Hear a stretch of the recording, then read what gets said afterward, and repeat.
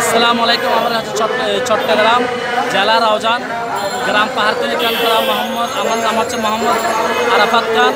আমি সৌদি আরব মদিনা প্রবাসী। আমরা 37 জন যখন 20 জুলাই আন্দোলন করি, এই 20 জুলাই আন্দোলন যখন করি আমরা তখন 10 জন গ্রেপ্তার হয়ে যাই।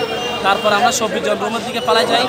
ওইখানে রাজতন্ত্র দেয় সব দিকে ক্যামেরা থেকে আমাদেরকে ফুটেজ নিয়ে আমাদেরকে রুম থেকে ছবি ধরে রুম থেকে সবাইকে নিয়ে আসার পরে যখন এই 37 জন টোটাল আমরা ধরা খেয়ে যাই, আমাদেরকে যখন থানায় নিয়ে যাই সৌদি থানায়, তখন আমাদেরকে বলছে ওই বাংলাদেশ এম্বাসি ফোন দিছিল শেখ হাসিনা বলছিল এটা আমাদের দেশের লোক নাই, দেশের রোহিঙ্গা এগুলা এদেরকে যাবজ্জীবন জেল দিয়ে দাও।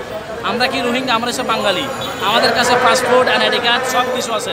আমরা যদি রোহিঙ্গা হই তাহলে আমাদের কাছে পাসপোর্ট কী রকম করে আছে? পাসপোর্ট আমরা বিদেশে কেটে গিয়ে আমরা লিমিটেড যুক্ত বাংলাদেশে পাঠাইছি। উনি ঘোষণা দিছে যখন 20 জুলাই আমরা আন্দোলনটা করি, 21 তারিখে আমরা 37 জন সৌদি আরব মদিনা প্রবাসী টোটাল ধরা খেয়ে যাই। তখন হাসিনা বলছিল আমরা নাকি রোহিঙ্গা, এরা বাঙালি না। হাসিনা বলছে এরা বাঙালি দেশের রোহিঙ্গা, এদেরকে সৌদিতে যাবজ্জীবন জেল দিয়ে দাও। তখন কি এই হাসিনা ফুল ক্ষমতায় ছিল, ওনার পদত্যাগ হয় নাই।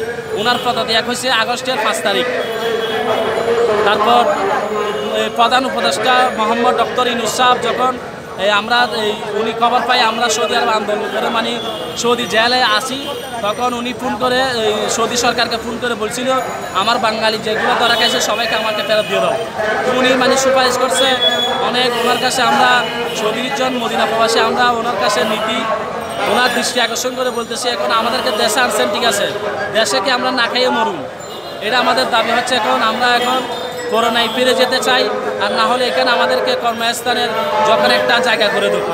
আসসালামু আলাইকুম, ধন্যবাদ।